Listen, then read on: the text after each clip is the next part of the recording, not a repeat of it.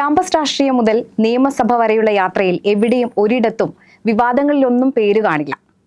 സൗമ്യമായ പെരുമാറ്റം കൊണ്ട് രാഷ്ട്രീയ എതിരാളികളിൽ പോലും ഹേറ്റേഴ്സ് ഇല്ലാത്ത ഒരു MLA ആണ് ഇന്ന് ലീഡേഴ്സ് കണക്റ്റിൽ നമ്മോടൊപ്പം ചേരുന്നത്. തവനൂരിൽ KT ജലീലിനെ അട്ടിമറിച്ച വിജയം നേടിയ ശ്രീ VS ജോയ്. സ്വാഗതം. ശരിക്കും പറഞ്ഞാൽ ഇടതു കോട്ടയായിരുന്നല്ലോ തവനൂർ.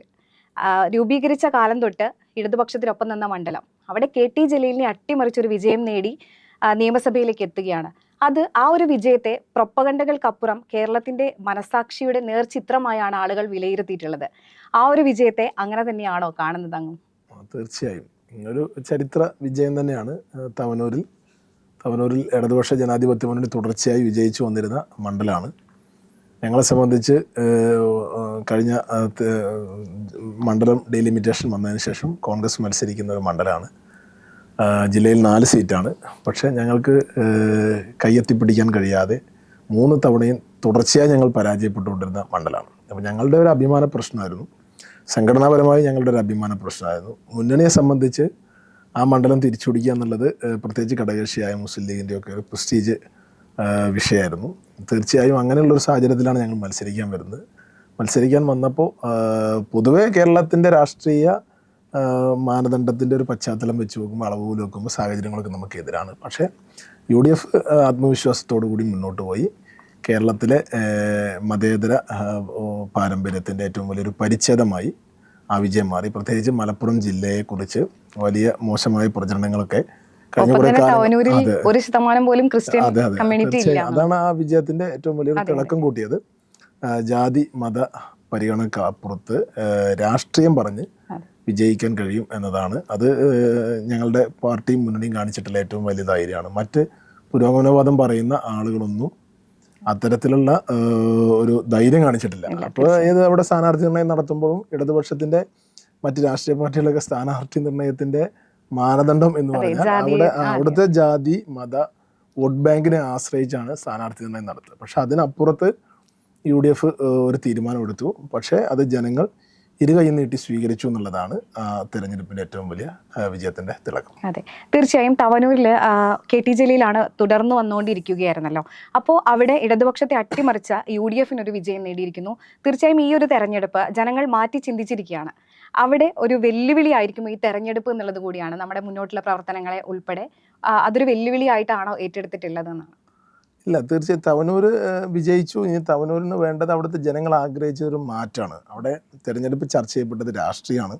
അവിടെ തെരഞ്ഞെടുപ്പിൽ ചർച്ച ചെയ്യപ്പെട്ടത് മണ്ഡലത്തിൻ്റെ വികസനപരമായ പിന്നോക്കാവസ്ഥയാണ്. കഴിഞ്ഞ കുറേ പതിറ്റാണ്ടുകളായി മന്ത്രിയായൊക്കെ അവിടെ ഉണ്ടായിരുന്ന ജനപ്രതിനിധിയിൽ നിന്ന് പ്രതീക്ഷിച്ച ഒരു പരിഗണന വികസന രംഗത്ത് തവനൂരിൽ ലഭിച്ചിട്ടില്ല. തവനൂർ വികസന രംഗത്ത് ഒരുപാട് പിന്നോക്കാവസ്ഥയാണ്. പ്രത്യേകിച്ച് വികസന രംഗത്ത് നമുക്കറിയാം, കേരളത്തിലൊരു പോലീസ് സ്റ്റേഷൻ ഇല്ലാത്ത ഏക നിയോജകമണ്ഡലം, ഒരു ബസ് സ്റ്റാൻഡ് ഇല്ലാത്ത ഏക നിയോജകമണ്ഡലം, പോലീസ് സ്റ്റേഷൻ ഇല്ല, ബസ് സ്റ്റാൻഡ് നിയോജകമണ്ഡലത്തിൽ എവിടെയും ഒരു ബസ് സ്റ്റാൻഡ് ഇല്ല, ഒരു ഫയർ സ്റ്റേഷൻ ഇല്ല, മിനി സിവിൽ സ്റ്റേഷൻ ഇല്ല, ഒരു കംഫർട്ട് സ്റ്റേഷൻ പോലും തവനൂർ മണ്ഡലത്തിൽ എവിടെയുമില്ല. പൊതുജനങ്ങളെ സംബന്ധിച്ച് ഒരുപാട് പ്രയാസങ്ങൾ നേരിടുന്നത്. അപ്പോൾ അത്തരത്തിലുള്ള വികസന പ്രശ്നങ്ങൾക്ക് പരിഹാരം കാണാൻ അതൊരു വെല്ലുവിളിയായി ഏറ്റെടുത്തുകൊണ്ട് ജനങ്ങൾക്കിടയിലേക്ക് ഇറങ്ങിച്ചെന്ന് കുടിവെള്ളക്ഷാമം ഉൾപ്പെടെയുള്ള ഒരുപാട് നീറുന്ന പ്രശ്നങ്ങളുണ്ട്. ഇപ്പോഴത്തെ കൂട്ടായി റെഗുലേറ്റർ കംപ്ലീറ്റ് തകർന്നു കിടക്കുകയാണ്. തീരദേശ മേഖലയിൽ നിരവധിയായ പ്രശ്നങ്ങളുണ്ട്. മണ്ഡലത്തിൽ എവിടെ പോയാലും തകർന്നു കിടക്കുന്ന റോഡുകളാണ്. പണി തീരാതെ 11 വർഷമായി പണി പൂർത്തിയാവാതെ കിടക്കുന്ന ഒളമ്പക്കടവ് പാലം ഉൾപ്പെടെയുള്ള അങ്ങനെയുള്ള അടിസ്ഥാനപരമായി ഒരുപാട് വികസന പ്രശ്നങ്ങളുണ്ട്. അത് പരിഹരിക്കുക എന്നുള്ളതാണ് ഒരു ചലഞ്ചായി ഏറ്റെടുത്ത് മുന്നോട്ട് പോവുകയാണ്. തീർച്ചയായും മണ്ഡലത്തിലെ ഒരുപാട് പ്രശ്നങ്ങളെക്കുറിച്ച് ഇപ്പോൾ പറഞ്ഞല്ലോ. അത് പ്രചാരണ സമയത്ത് തന്നെ ശ്രദ്ധയിൽപ്പെട്ടിരുന്നു. ഏത് തരത്തിലാണ് ഈ ജനങ്ങൾ ഇത്തരം പരാതികൾ ഉന്നയിച്ചിട്ടുണ്ടെങ്കിൽ തന്നെ ഏത് തരത്തിലാണ് അവരുടെ ഒരു പ്രതീക്ഷ കാക്കുക എന്നുള്ളതാണ്? അത് നമ്മൾ തെരഞ്ഞെടുപ്പ് ജയിച്ചു. ഐക്യ ജനാധിപത്യ മുന്നണിയുടെ ആദ്യത്തെ ബഡ്ജറ്റ് വന്നു. അതൊരു റിവൈസ്ഡ് ബഡ്ജറ്റായിരുന്നു. ഒരുപാട് പരിമിതിയുള്ള ഇടതുപക്ഷ ഗവൺമെൻറ് അവതരിപ്പിച്ച ബഡ്ജറ്റിനോട് ഒരു പുതുക്കിയ ബഡ്ജറ്റ് മാത്രമാണ്. ആ പുതുക്കിയ ബഡ്ജറ്റിൽ തന്നെ തവനൂരിൻ്റെ ഏറ്റവും വലിയ സ്വപ്നം എന്ന് പറയുന്ന പോലീസ് സ്റ്റേഷൻ, 140 നിയോജകമണ്ഡലം കേരളത്തിലുള്ളതിൽ പോലീസ് സ്റ്റേഷൻ ഇല്ലാത്ത ഏക നിയോജകമണ്ഡലമാണ് തവനൂർ. ആദ്യത്തെ പോലീസ് സ്റ്റേഷൻ നമുക്ക് ആദ്യത്തെ ബഡ്ജറ്റിൽ തന്നെ പ്രഖ്യാപിക്കാൻ കഴിഞ്ഞു. വരുന്ന ആഴ്ച അല്ലെങ്കിൽ അടുത്ത മാസം തോടുകൂടി എടപ്പാളിൽ പോലീസ് സ്റ്റേഷൻ്റെ പ്രവർത്തനം താൽക്കാലിക കെട്ടിടത്തിൽ ആരംഭിക്കും. നാളെ ആഭ്യന്തരമന്ത്രി നമ്മുടെ ജില്ലയിലെത്തുന്നുണ്ട്. അപ്പോൾ അദ്ദേഹത്തായിട്ട് സംസാരിച്ച് വളരെ പെട്ടെന്ന് തന്നെ പോലീസ് സ്റ്റേഷൻ ആരംഭിക്കാനുള്ള നടപടി തുടങ്ങിയാണ്. നമ്മുടെ കൂട്ടായി തീരദേശ മേഖലയിൽ കൂട്ടായിയെയും മംഗലത്തെയും ബന്ധിപ്പിക്കുന്ന ഏറ്റവും പ്രധാനപ്പെട്ട ഒരു പാലമായിരുന്നു കൂട്ടായി റെഗുലേറ്റർ കം ബ്രിഡ്ജ്. അത് തകർന്നിട്ട് 2022 തകർന്നതാണ്. 4 വർഷമായി ജനങ്ങൾക്ക് യാത്രാ സൗകര്യമായാലും ജലസേചനമായാലും വലിയ പ്രയാസമാണ്. 4 ബഡ്ജറ്റ് അതിന് ശേഷം കേരളത്തിലുണ്ടായി. ഒരു നയാ പൈസ പോലും അതിൽ അനുവദിച്ചില്ല. 5 കോടി രൂപ ഈ ബഡ്ജറ്റിൽ അനുവദിച്ചു. അതിനെ തുടർന്ന് ഇനിയിപ്പോൾ അവരുടെ ചീഫ് എഞ്ചിനീയറുടെ നേതൃത്വത്തിലുള്ള വിദഗ്ധ സംഘം സ്ഥലം സന്ദർശിച്ച് വളരെ പെട്ടെന്ന് തന്നെ അതിൻ്റെ ടെക്നിക്കൽ സ്റ്റഡി നടത്തി കൂട്ടായി റെഗുലേറ്റർ കം ബ്രിഡ്ജിൻ്റെ പുനർനിർമ്മാണവുമായി ബന്ധപ്പെട്ട പ്രവർത്തനമായിട്ട് മുന്നോട്ട് പോവുകയാണ്. അപ്പോൾ ഈ 2 കാര്യങ്ങൾ നമുക്ക് സാധിച്ചെടുക്കാൻ കഴിഞ്ഞിട്ടുണ്ട്. ഇനിയും പോലീസ് സ്റ്റേഷൻ പ്രഖ്യാപിച്ചിരുന്നല്ലോ, അതിപ്പോ നടപ്പിലായി വരുന്നു എന്ന് പറയുന്നു. അത് അങ്ങയുടെ ഇടപെടൽ കൊണ്ടാണോ അതോ മുന്നേ അതിനെപ്പറ്റി ഒരു പ്രപ്പോസലോ അത്തരം കാര്യങ്ങൾ എന്തെങ്കിലും നടന്നിട്ടുള്ളതായിട്ടാണ്? അത് വളരെ ഫ്രഷ് ആയിട്ട് നമ്മളാണ് നിയോജകമണ്ഡലത്തിൽ കഴിഞ്ഞ തെരഞ്ഞെടുപ്പിൽ നമ്മളെ ഉയർത്തിക്കൊണ്ടുവന്നൊരു വിഷയമാണ്. 140 നിയോജകമണ്ഡലത്തിൽ പോലീസ് സ്റ്റേഷനില്ലാത്ത ഏക നിയോജകമണ്ഡലം എന്നുള്ളത് ഞങ്ങൾ തിരഞ്ഞെടുപ്പിൽ ഉയർത്തിക്കൊണ്ടുവരുമ്പോഴാണ് വിഷയം ചർച്ച ചെയ്യപ്പെടുന്നത്. മറ്റവിടുത്തെ ആളുകൾക്കൊക്കെ തൊട്ടടുത്ത പോലെ കുറ്റിപ്പുറത്തുണ്ട്, അപ്പുറത്ത് ചങ്ങരംകുളത്തുണ്ട്, ഇപ്പുറത്ത് പൊന്നാനിയുണ്ട്. സ്ഥിരം അവർ അങ്ങനെ ഉപയോഗിച്ച് അവർക്ക് അതൊരു പതിവായി മാറി. അപ്പോൾ അവിടെ പോലീസ് സ്റ്റേഷൻ ഇല്ല എന്നുള്ള വിഷയം ഞങ്ങൾ ഉയർത്തിക്കൊണ്ടുവന്ന വിഷയമാണ്. അപ്പോഴാണ് അത് ജനങ്ങൾ മനസ്സിലാക്കിയത്. കഴിഞ്ഞ തെരഞ്ഞെടുപ്പിൻ്റെ ഏറ്റവും വലിയ പ്രത്യേകത ആ തെരഞ്ഞെടുപ്പിൻ്റെ അജണ്ട നിശ്ചയിച്ച ഞങ്ങളായിരുന്നു. വികസനമാണ് അജണ്ട. ഈ വിഷയങ്ങൾ 140 നിയോജകമണ്ഡലങ്ങളിൽ ഇല്ലാത്ത കാര്യങ്ങളാണ് ഞങ്ങൾ ഹൈലൈറ്റ് ചെയ്തത്. അത് ജനങ്ങൾ തിരിച്ചറിഞ്ഞു. അവിടെ യാതൊന്നും നടന്നിട്ടില്ല എന്ന് മനസ്സിലാക്കിയതിൻ്റെ ഫലമായിട്ടാണ് ജനങ്ങൾ അന്ന് ഒരു മാറ്റത്തിന് വേണ്ടിയാണ് വോട്ട് ചെയ്തിട്ടുള്ളത്. ആ വോട്ട് ലഭിച്ച് വിജയിച്ച ആദ്യം തന്നെ പോലീസ് സ്റ്റേഷൻ ഒരു പരിഹാരം ഉണ്ടാക്കാൻ കഴിഞ്ഞു. ഇനിയിപ്പോൾ എടപ്പാൾ പ്രദേശത്ത് നമുക്കറിയാം ഒരു ബസ് സ്റ്റാൻഡില്ല. ഈ നിയോജകമണ്ഡലത്തിൽ എവിടെയും ഒരു ബസ് സ്റ്റാൻഡില്ല. അപ്പോൾ ആ ബസ് സ്റ്റാൻഡ് എന്നുള്ളൊരു ലക്ഷ്യത്തിലേക്ക് നീങ്ങുകയാണ്. മിനി സിവിൽ സ്റ്റേഷൻ വേണം. അതോടൊപ്പം തന്നെ നമ്മുടെ ചമ്രവട്ടം റെഗുലേറ്റർ കം ബ്രിഡ്ജ് വലിയൊരു നമ്മുടെ നാടിൻ്റെ പ്രതീക്ഷയായി വന്നിട്ടുള്ളൊരു പദ്ധതിയാണ്. അതിന്ന് കേവലം യാത്രാ സൗകര്യത്തിന് വേണ്ടിയുള്ള ഒരു പാലം എന്നതിനപ്പുറത്ത് ജലസേചനവുമായി ബന്ധപ്പെട്ട ഒരു പ്രവർത്തനവും നടക്കുന്നില്ല. അപ്പോൾ അതുമായി ബന്ധപ്പെട്ടതിൻ്റെ ചോർച്ച തടയുന്നതിന് വേണ്ടിയുള്ള നടപടികൾ, കുടിവെള്ളക്ഷാമം പരിഹരിക്കുന്നതിന് വേണ്ടിയുള്ള നടപടികൾ, ആ വിഷയത്തിലേക്കൊക്കെ കടക്കാൻ വേണ്ടിയുള്ള പ്രവർത്തനങ്ങളുമായിട്ട് വരും വർഷങ്ങളിൽ ദിവസങ്ങളിൽ മുന്നോട്ട് പോകും. അതെ. ഒപ്പം തന്നെ ഭാരതപ്പുഴയുടെ മണ്ണിടിച്ചിൽ, തീരത്തെ മണ്ണിടിച്ചിൽ, അതുപോലെ കൃഷിക്ക് അവിടെ ഭാരതപ്പുഴ ഉണ്ടെങ്കിൽ കൂടിയും കുടിവെള്ളക്ഷാമമാണ് മണ്ഡലം നേരിടുന്ന ഏറ്റവും വലിയ പ്രശ്നങ്ങളിലൊന്ന്. അപ്പോൾ ഇത്തരത്തിലുള്ള പ്രശ്നങ്ങളൊക്കെ ശ്രദ്ധയിൽപ്പെട്ടിട്ടുണ്ടോ? കർഷകരുടെ പ്രശ്നങ്ങളടക്കം അവിടെയുണ്ട്, ജലസേചന പ്രശ്നങ്ങളൊക്കെയാണ്. അത്തരം പ്രശ്നങ്ങളൊക്കെ പരിഹരിക്കാൻ എന്താണ് അങ്ങ് നടപടി സ്വീകരിക്കുക? അത്തരം പ്രശ്നങ്ങളൊക്കെ ശ്രദ്ധയിൽപ്പെട്ടിട്ടുണ്ടോ എന്നുള്ളതാണ്. തീർച്ചയായും നമ്മൾ അത്ഭുതത്തോടു കൂടിയാണ് അവിടുത്തെ കുടിവെള്ളക്ഷാമവും കർഷകർ നേരിടുന്ന പ്രശ്നമൊക്കെ. നദികളാലും പുഴകളാലും വലയം ചെയ്യപ്പെട്ട ഒരു മണ്ഡലമാണ്. തീർച്ചയായും പുറത്തുനിന്ന് നോക്കുന്നവർക്ക് അത് മനസ്സിലാവില്ല. നിറയെ നദിയും പുഴയും ഉള്ള ഒരു മണ്ഡലമാണ്. പക്ഷേ അവിടെ കുടിക്കാൻ വെള്ളമില്ല. വെള്ളം സർവത്ര, തുള്ളി കുടിക്കാനില്ലത്ര എന്ന് പറഞ്ഞത് ഈ തവനൂർ മണ്ഡലത്തിലെ ജനങ്ങളെ നോക്കിയാണോ എന്ന് പോലും സംശയിക്കുന്ന ഒരു സാഹചര്യമാണ്. അപ്പോൾ അത്രയേറെ രൂക്ഷമായ കുടിവെള്ളക്ഷാമമാണ്. ഞങ്ങൾ പറയുന്ന രൂക്ഷമായ കുടിവെള്ളക്ഷാമത്തിന് പരിഹാരം ഉണ്ടാക്കാൻ അവിടെ ഇപ്പോൾ നമ്മുടെ ജലജീവൻ്റെ പദ്ധതികളൊക്കെ നടക്കുന്നുണ്ട്. പക്ഷെ അതൊക്കെ കഴിഞ്ഞ 2-3 വർഷമായി അതൊക്കെ ഒച്ചുപോലെ ഇഴഞ്ഞുകൊണ്ടിരിക്കുകയാണ്. ഒരു ഫോളോ അപ്പ് ഇല്ലാത്തതിൻ്റെ പേരിൽ ഇപ്പം ഞങ്ങൾ വന്ന് ഉദ്യോഗസ്ഥന്മാരുടെ യോഗം വിളിച്ച് മന്ത്രി ഇടപെടിച്ച് ജലജീവൻ്റെ മിഷൻ്റെ പ്രവർത്തനങ്ങളൊക്കെ വളരെ ഫാസ്റ്റായിട്ട് വേഗത്തിൽ അത് പൂർത്തിയാക്കാൻ, അതോടൊപ്പം തന്നെ ചമ്രവട്ടത്തിൻ്റെ ചോർച്ച പരിഹരിച്ച് ജലസേചനവും കുടിവെള്ളവും ആ പ്രശ്നത്തിന് ശാശ്വത പരിഹാരം ഉണ്ടാക്കുന്നതിന് വേണ്ടിയുള്ള ശ്രമം നടത്തിക്കൊണ്ടിരിക്കുകയാണ്. അതോടൊപ്പം തന്നെ ഭാരതപ്പുഴയെ ബിയ്യങ്കായലുമായിട്ട് കണക്ട് ചെയ്യുന്ന ഒരു കനാലിൻ്റെ നിർമ്മാണ പ്രവർത്തനം, അതിൻ്റെ ഭൂമി ഏറ്റെടുക്കലുമായിട്ട് ബന്ധപ്പെട്ട് കുറേ കാലങ്ങളായിട്ടുള്ള പ്രയാസങ്ങൾ, അതൊക്കെ പരിഹരിക്കുന്നതിന് വേണ്ടിയുള്ള ശ്രമങ്ങൾ നടക്കുന്നു. അങ്ങനെ ജലസേചന രംഗത്തും കർഷകരെ സഹായിക്കാനും അതോടൊപ്പം കുടിവെള്ളക്ഷാമം പരിഹരിക്കുന്നതിന് വേണ്ടി പ്രത്യേകിച്ച് പുറത്തൂർ, മംഗലം, തൃപ്പറങ്കോട് പഞ്ചായത്തിലെ കുടിവെള്ളക്ഷാമം പൂർണ്ണമായും പരിഹരിക്കുന്നതിന് വേണ്ടിയുള്ള സമഗ്ര കുടിവെള്ള പദ്ധതി സമയബന്ധിതമായി പൂർത്തിയാക്കുന്നതുൾപ്പെടെയുള്ള നടപടികൾ ആരംഭിച്ചിട്ടുണ്ട്. വളരെ പെട്ടെന്ന് തന്നെ അത് മുന്നോട്ട് നീങ്ങും. തീർച്ചയായും. കഴിഞ്ഞ ഇടതുപക്ഷ സർക്കാർ 10 വർഷം ഭരിച്ചല്ലോ. അപ്പോൾ അവർ വലിയ രീതിയിലുള്ള വികസനങ്ങൾ നടപ്പാക്കി എന്നത് ഉയർത്തിയായിരുന്നു ഇക്കുറി നിയമസഭാ ഇലക്ഷനെ ഒപ്പം തന്നെ പഞ്ചായത്ത് ഇലക്ഷനെ അവർ സമീപിച്ചിരുന്നത്. അത്തരത്തിൽ KT ജലീൽ എന്തൊക്കെ വികസനങ്ങൾ ഇവിടെ കൊണ്ടുവന്നിട്ടുണ്ട് എന്നുള്ളതിനെ പറ്റി എന്തെങ്കിലും അങ്ങേക്ക് പറയാനാകുമോ? ഇപ്പോൾ ഒരുപാട് പ്രശ്നങ്ങൾ പറഞ്ഞു മണ്ഡലത്തിലെ. അപ്പം KT ജലീൽ ഈ തുടർച്ചയായിട്ട് അവിടെ നിന്നു, എന്ത് കൊണ്ടുവന്നു എന്നത് അങ്ങ് ശ്രദ്ധിച്ചിട്ടുണ്ട്? അല്ല, അത് അവരോട് ചോദിക്കേണ്ട കാര്യമാണ്. പുള്ളിയാണത് അവരോട്. നമ്മളിപ്പോൾ ചമ്രവട്ടം പദ്ധതി അവിടെ കൊണ്ടുവന്നു, പക്ഷെ അത് ചോർന്നൊലിക്കുകയാണ്. ഒളമ്പക്കടവ് പാലം കൊണ്ടുവന്നു, പക്ഷെ 11 വർഷമായിട്ട് പണി പൂർത്തിയായിട്ടില്ല. നമ്മുടെ നായർത്തോട് പാലം തെരഞ്ഞെടുപ്പിന് മുമ്പ് ഉദ്ഘാടനം ചെയ്തു. ഇതുവരെ അതിൻ്റെ അപ്രോച്ച് റോഡോ അതിൻ്റെ പണിയൊന്നും പൂർത്തിയായിട്ടില്ല. അപ്പോൾ എവിടെ ചെന്നാലും പണി തീരാത്ത റോഡുകൾ, പൊട്ടിപ്പൊളിഞ്ഞ് കിടക്കുന്ന റോഡുകളാണ്, പണിതീരാത്ത പാലങ്ങളാണ്. അപ്പോൾ പൂർത്തിയായിട്ടില്ല എന്നുള്ളതാണ് യാഥാർത്ഥ്യം. അങ്ങനെ എടുത്തു പറയത്തക്ക വികസന നേട്ടങ്ങളൊന്നും തന്നെ കഴിഞ്ഞ കാലങ്ങളിൽ തവനൂരിൽ കൊണ്ടുവരാൻ കഴിഞ്ഞിട്ടില്ല എന്നാണ് ഞാൻ മനസ്സിലാക്കുന്നത്. പിന്നെ അത്തരത്തിൽ എന്തൊക്കെ കൊണ്ടുവന്നു എന്നുള്ളത് അവകാശപ്പെടേണ്ടത് പുള്ളിയാണ്. തീർച്ചയായും നമ്മൾ വികസനങ്ങളെക്കുറിച്ചും അവിടുത്തെ പ്രശ്നങ്ങളെക്കുറിച്ചും എല്ലാം പറഞ്ഞു. ഒപ്പം തന്നെ ഇപ്പം ഓപ്പറേഷൻ തൂഫാൻ ആഞ്ഞു വീശുകയാണ് കേരളത്തിൽ.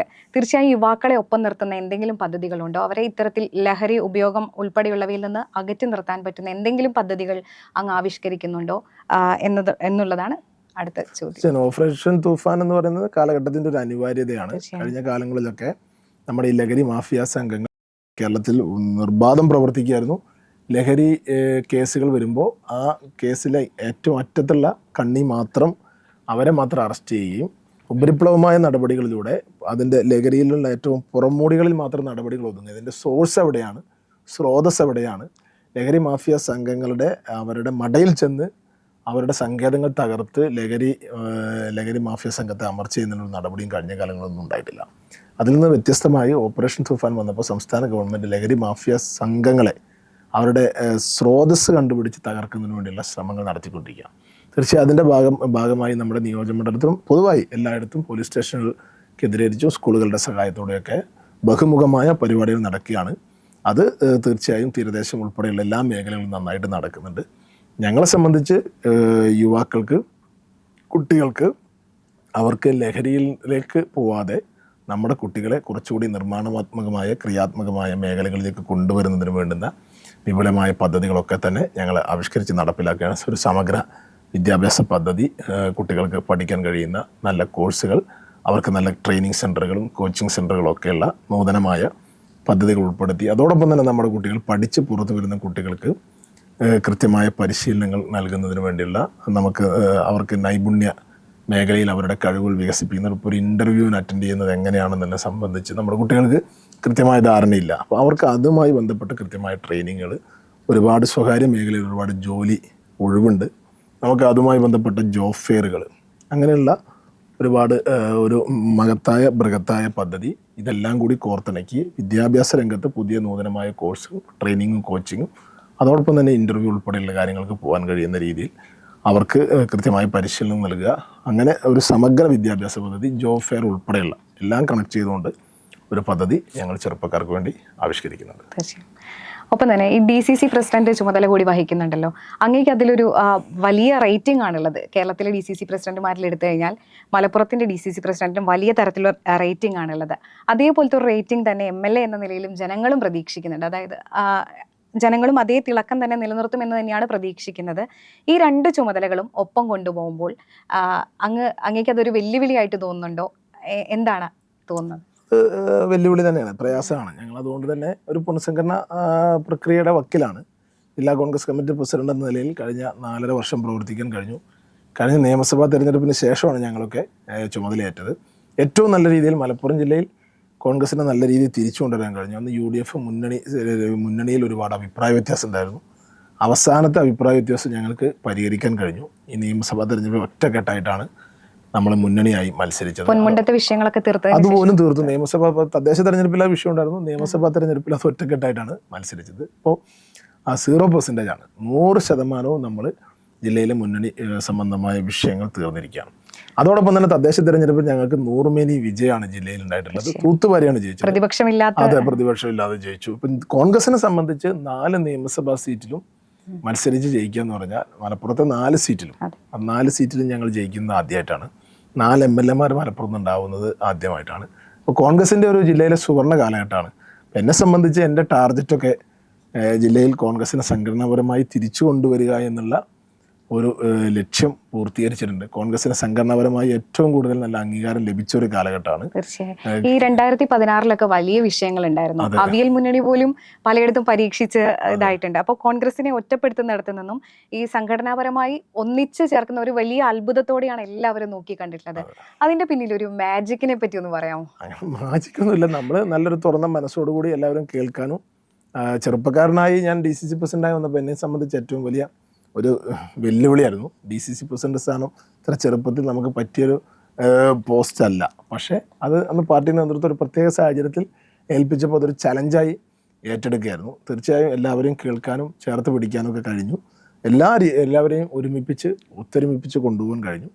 ഏതായാലും ഞാൻ അഭിമാനപൂർവ്വം പറയുന്നു, ജില്ലയിൽ കോൺഗ്രസിൻ്റെ അടിത്തറ വിപുലപ്പെടുത്തും. ഒരുപാട് ആളുകൾ, 10,000-ഓളം ആളുകൾ കോൺഗ്രസിൽ പുതുതായി കടന്നു വന്നു. മെമ്പർഷിപ്പ് ഞങ്ങൾ കോൺഗ്രസിലേക്ക് ഒഴുക്ക് തുടരുന്നു എന്നൊരു ക്യാമ്പയിൻ, വിപുലമായൊരു ക്യാമ്പയിൻ നടത്തി. ആ ക്യാമ്പയിനിൽ ഒരുപാട് പേര് കോൺഗ്രസിലേക്ക് ആകൃഷ്ടരായി. പുതിയ തലമുറ ഉൾപ്പെടെയുള്ള ആളുകൾ കടന്നു വന്നു. നല്ല രീതിയിലുള്ള ഒരു സംഘടനാപരമായ വളർച്ച കോൺഗ്രസിന് കൈവരിക്കാൻ കഴിഞ്ഞു. നല്ല മുന്നേറ്റം ജില്ലയിലുണ്ടായി. കോൺഗ്രസിൻ്റെ ജില്ലയിൽ ഏറ്റവും സുവർണ കാലഘട്ടമാണ് സംഘടനാപരമായും. മലപ്പുറം ജില്ലയിലെ കോൺഗ്രസിന് സാധാരണ ഞങ്ങൾക്കുള്ളൊരു പരാതി, സംഘടനാ രംഗത്ത് ഞങ്ങൾക്ക് പരിഗണന ലഭിക്കുന്നില്ലെന്നായിരുന്നു. 1960 തൊട്ട് 2015 വരെയുള്ള സുദീർഘമായ കാലയളവിൽ KPCCയിൽ ആകെ കേരളത്തിൽ കോൺഗ്രസിന് മലപ്പുറത്ത് നിന്നുണ്ടായ 4 ജനറൽ സെക്രട്ടറിമാരാണ്.